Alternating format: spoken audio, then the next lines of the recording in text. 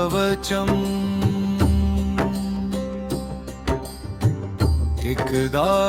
सुखमासीनं शङ्करं लोकशङ्करम् प्रपच्छ गिरिजाकान्तं कर्पूरधवलं शिवम्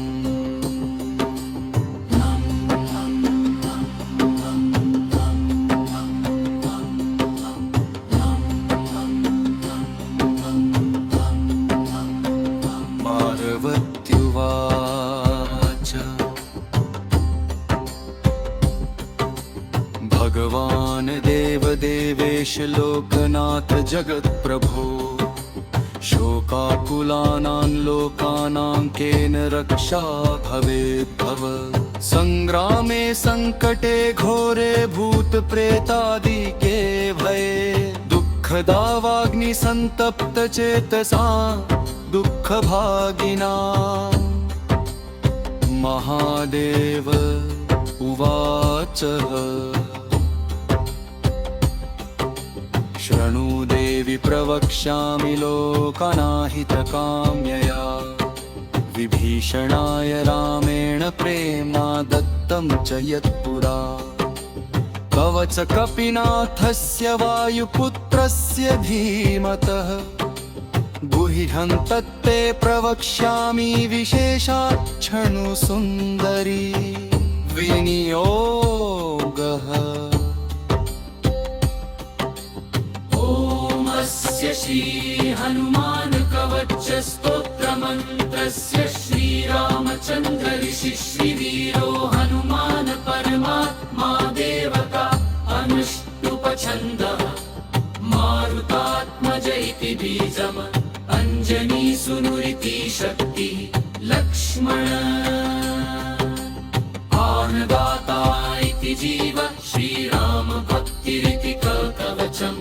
लंका प्रदाहक इति कीलक मम सकल कार्य सिद्धयर्थे जपे विनियोगः मंत्र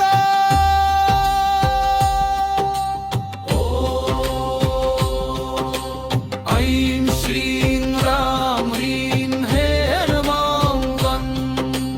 करन्यासः ॐ हाङ्गुष्ठाभ्यां नमः तर्जनीभ्यां नमः ॐ मध्यमाभ्यां नमः ॐ अनामिकाभ्यां नमः कनिष्ठिकाभ्यां नमः ॐ करतलकरपृष्ठाभ्यां नमः हृदयन्यास ॐ अंजनीसुतवे नमः हृदयाय नमः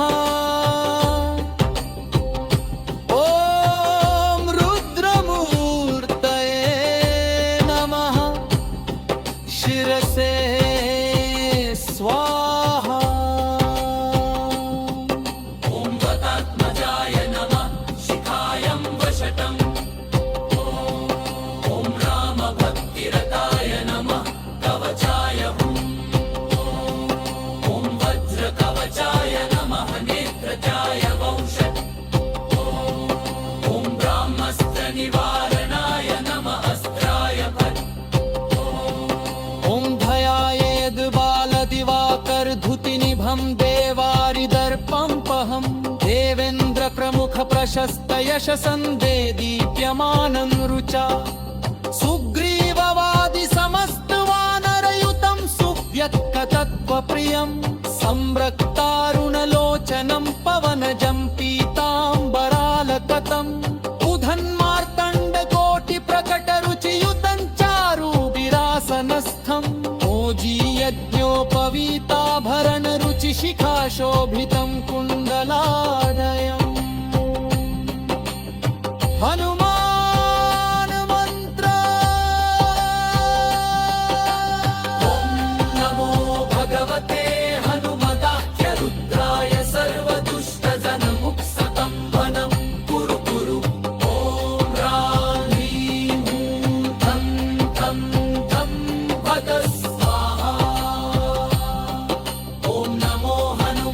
शोभिताननाय यशोऽलङ्कृताय अञ्जनीगर्भसम्भूताय रामलक्ष्मणनन्दकाय कपिसन्न्यप्रकाशय पर्वतपाटनाय सुग्रीववशभकर्णाय परोच्चाटनाय कुमारब्रह्ममजचाय गम्भीरशब्दोदयाय ॐ ह्रां ह्रीं ह्रूं सर्वदुष्टग्रहनिवारणाय स्वाहा ॐ नमो हनुमते सर्वग्राहन् भूतभविष्यद्वर्तमानदूरस्थसमीपस्थान छिन्दि भिन्दि भिन्दि सर्वकालदुष्टमद्विमुच्चाटयोच्चाटयोच्चाग्रकर्बलान् क्षोभय क्षोभय मम सर्वकार्याय सारय सारय ॐ ह्रां ह्रीं ह्रूं कुपदेः नमो हनुमते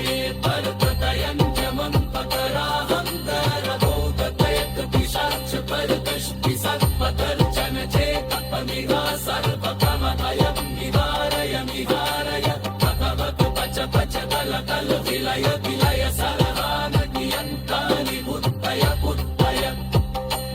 ॐ ह्रां ह्रीं ह्रूं फट् स्वाहा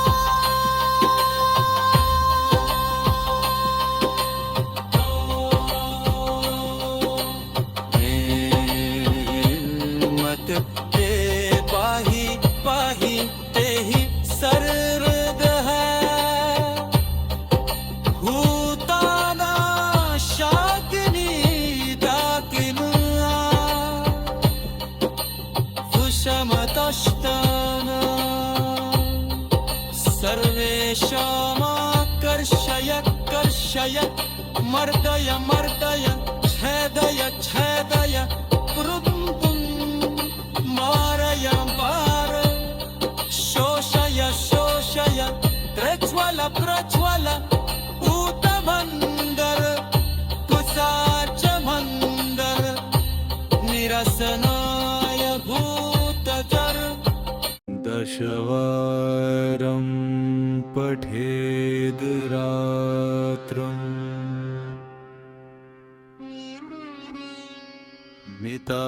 मिताहारो जितेन्द्रिया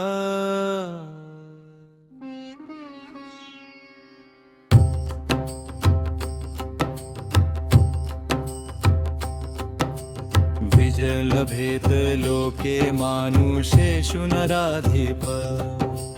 विजयलभेत लोके मानुषेषु नराधिप भूत प्रेत महादुर्गे रणसागर संप्लवे भूत प्रेत महादुर्गे रणसागर संप्लवे सिंह व्याघ्र भय चोग्रे शरशस्त्रास्त्र पातने सिंह व्याघ्र भय चोग्रे शरशस्त्रास्त्र पातने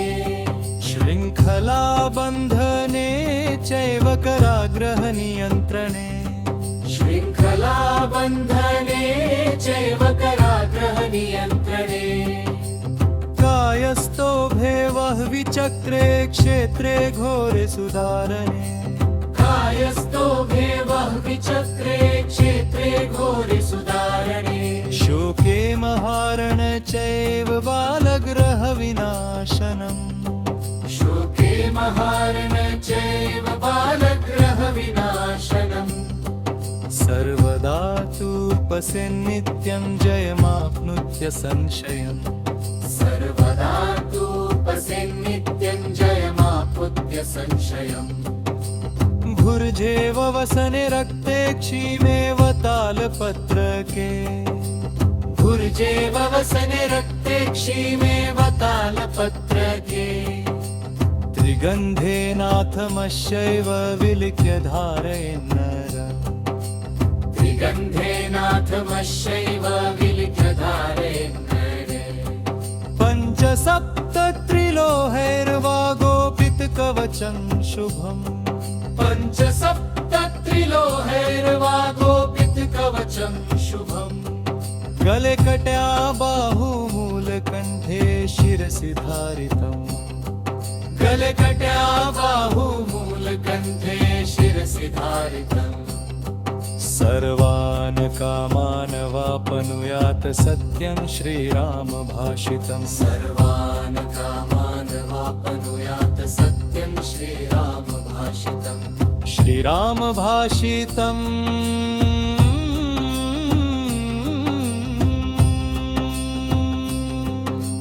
श्रीराम भाषितम्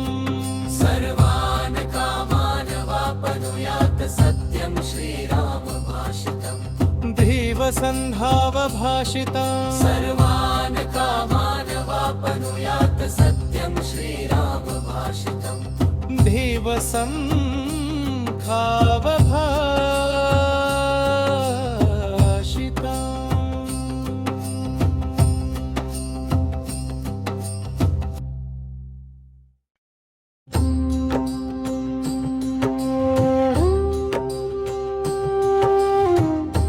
एकमुखी हनुमान कवचम् एकदा सुखमासीनं शङ्करं लोकशङ्करम् प्रपच्छ गिरिजाकान्तम् कर्पूरधवलं शिवम्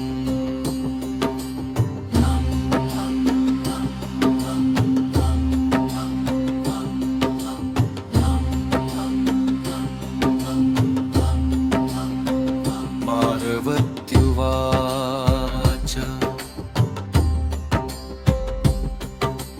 भगवान् देवदेवेश लोकनाथ जगत्प्रभो शोकाकुलानां लोकानां केन रक्षा भवेद्भव संग्रामे संकटे घोरे भूतप्रेतादिके भये दुःखदावाग्नि संतप्त चेतसा दुःखभागिना महादेव उवाच शृणु देवि प्रवक्ष्यामि लोकनाहितकाम्यया विभीषणाय रामेण प्रेम्णा दत्तं च यत्पुरा कवचकपिनाथस्य वायुपुत्रस्य धीमतः गुह्यं तत्ते प्रवक्ष्यामि विशेषात् क्षणुसुन्दरी विनियोगः स्य श्री हनुमान कवच स्तोत्र मंत्रस्य श्रीरामचन्द्र ऋषि श्रीवीरो हनुमान परमात्मा देवता अनुष्टुपछन्दः मारुतात्मज इति बीजम् अञ्जनीसुनुरिति शक्ति लक्ष्मण आनदाता इति जीव श्रीराम भक्तिरिति कवचम् लंका प्रदाहक इति कीलक मम सकल कार्य सिद्धयर्थे जपे विनियोगः मंत्र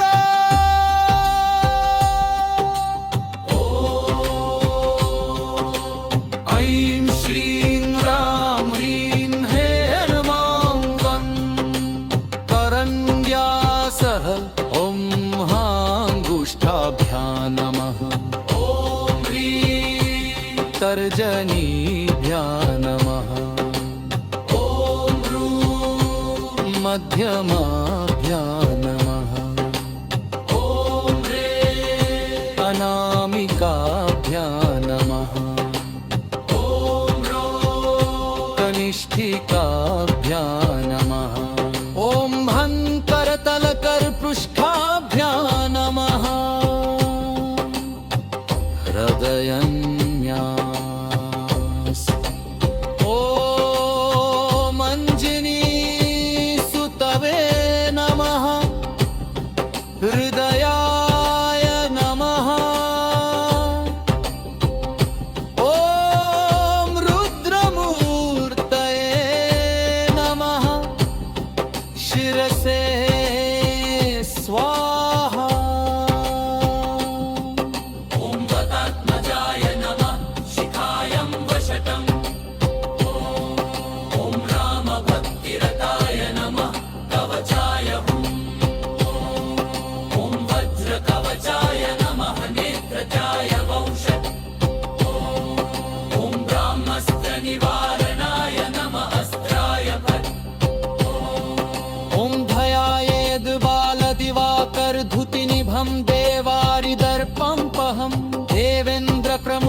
प्रशस्तयशसन्दे दीप्यमानं रुचा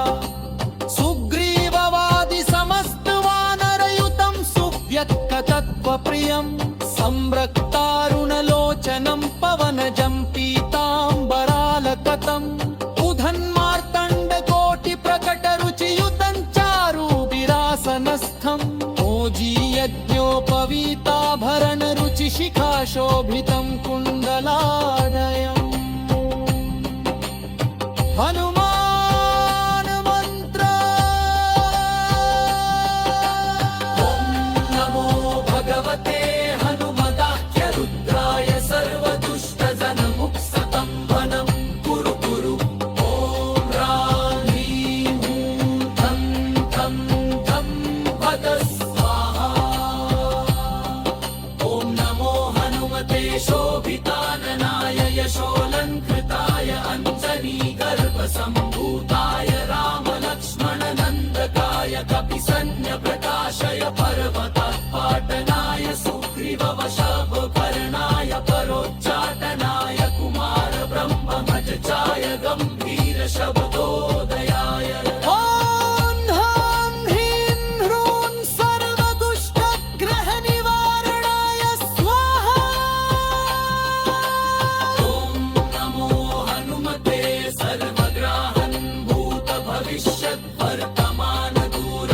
समीपस्थान छिन्धि छिन्धि भिन्धि भिन्धि सर्वकाल दुष्टमद्भिमुच्चाटयोच्चाटयोच्चाटकर्बलान् क्षोभय क्षोभय मम सर्वकार्याय सारय सारय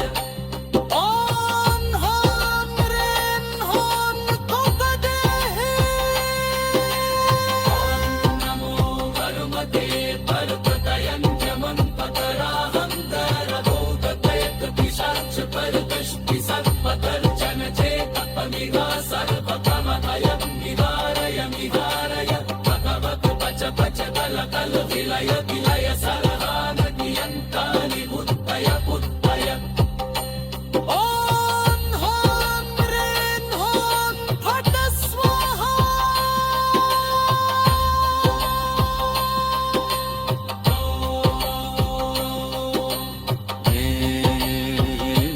मत ते पाहि पाहि तेहि सर्वद है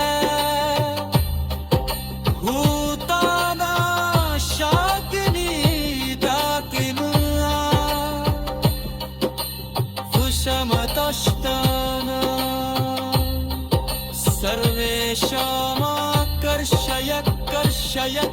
मर्दय मर्दय छेदय छेदय पुरुं मारय मार शोषय शोषय प्रज्वल प्रज्वल पूतमन्दर कुसाच मन्दर निरसनाय भूतचर दशवारं पठेद् रात्रम्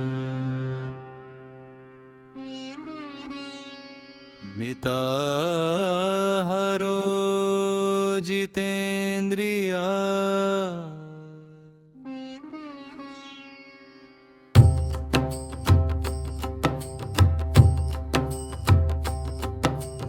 विजलभेत लोके मानुषेषु नराधिप विजलभेत लोके मानुषेषु नराधिप भूत प्रेत महादुर्गे रणसागर संप्लवे भूत प्रेत महादुर्गे रणसागर संप्लवे सिंह व्याघ्र भय चोग्रे शरशस्त्रास्त्र पातने सिंह व्याघ्र भय चोग्रे शरशस्त्रास्त्र पातने श्रृंखला बंधने चैव कराग्रह नियंत्रणे श्रृंखला बंधने चैव कराग्रह नियंत्रणे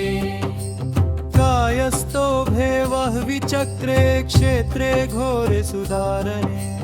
कायस्थो भेवः विचक्रे क्षेत्रे घोरे सुधारणे शोके महारण चैव बालग्रह विनाशनम् शोके महारण चैव बालग्रह पश्यन्नित्यं जयमाप्नुत्य संशयम् सर्वदा तु पश्यन्नित्यं जयमाप्नुत्य संशयम् भुर्जेव वसने रक्ते क्षीमेव तालपत्रके भुर्जेव वसने रक्ते क्षीमेव तालपत्रके त्रिगन्धेनाथमश्चैव विलिख्य धारयन्नर त्रिगन्धेनाथमश्चैव विलिख्य धारयन्नरे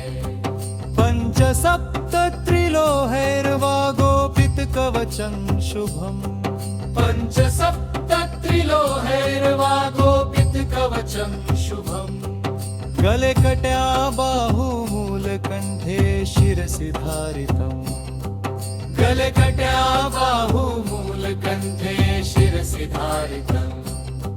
सर्वान् कामान् वापनुयात् सत्यं श्रीराम भाषितम् सर्वान् कामान् वापनुयात् सत्यं श्रीराम भाषितम् श्रीराम भाषितम्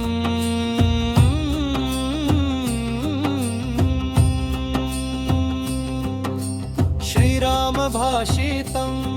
सर्वान् कामान् वापनुयात् सत्यं श्रीराम भाषितम् धीवसन्धाव भाषितम् सर्वान् कामान् वापनुयात् सत्यं श्रीराम भाषितम् धीवसन्धाव भाषितम्